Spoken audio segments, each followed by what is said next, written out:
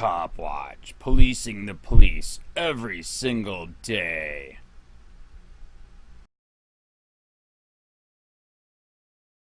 Deputies caught running fight club that rewarded cops for most violence against inmates.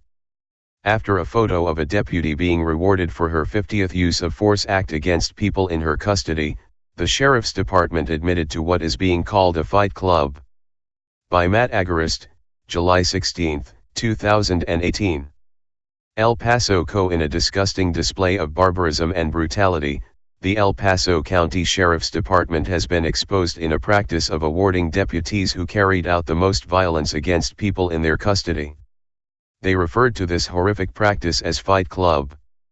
The sheriff's office confirmed that the deputies kept an off-the-books contest in which they tracked every time force was used against an inmate. The force ranged from simple handcuffing to punching, kicking, and violently slamming inmates. The deputies found to be the most forceful were awarded bragging rights and declared winners of the club.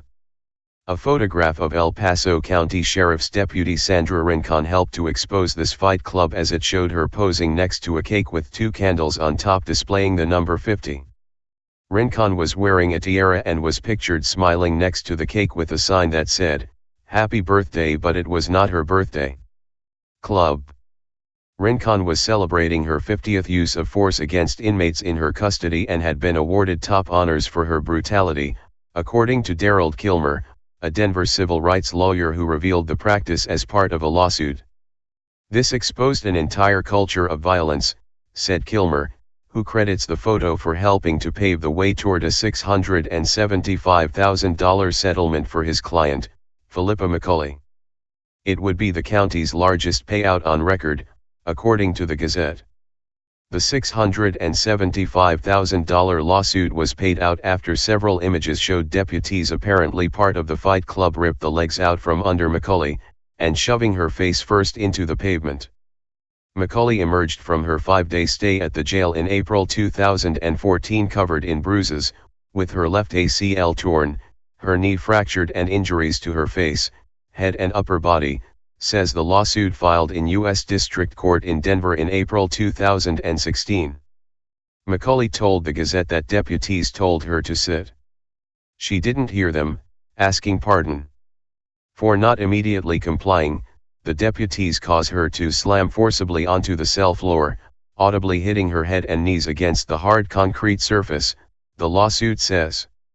McCulley, the 5'-tall 100-pound college student, was apparently a threat to the deputies who claimed the force was necessary and in spite of the lawsuit, none of the deputies involved were disciplined.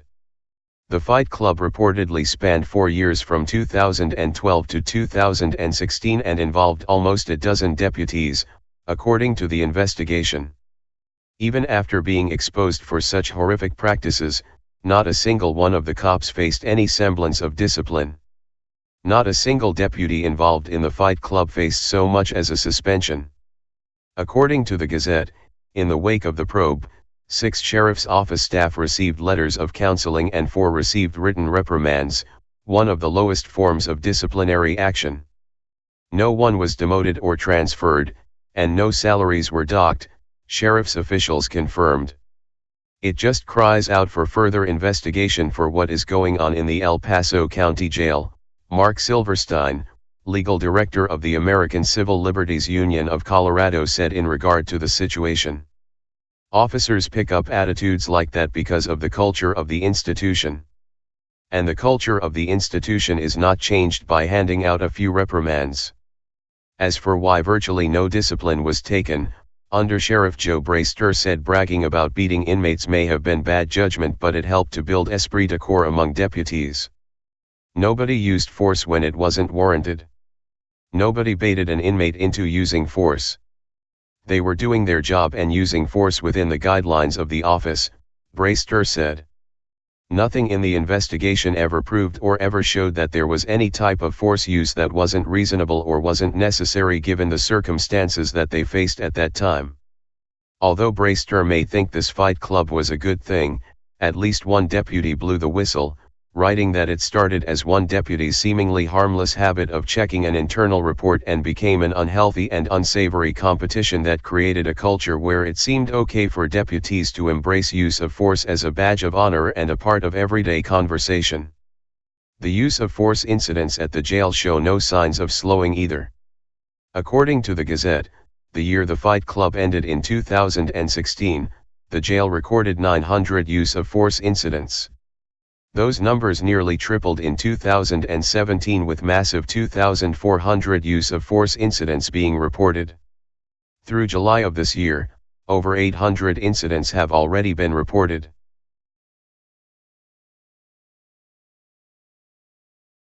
Police use who may want to retaliate against him physically.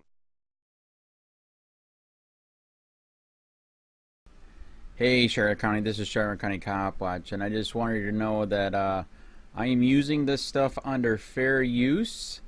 And also remember to like and subscribe this channel. Also too, keep in mind I do not make any money on YouTube. This is 5 hours work a day, you know, fighting for freedom. And you can donate with PayPal and Patreon. I just want you to think about this. If everybody gives to PayPal and Patreon, Patreon is every month. Actually, PayPal you can do every month. I have 12,000 subscribers. If everybody gives, I can quit my regular job and go full-time investigations on Charlotte County and possibly even more and beyond. So just keep that in mind. If everybody helps out, I can go full-time doing this. Thanks.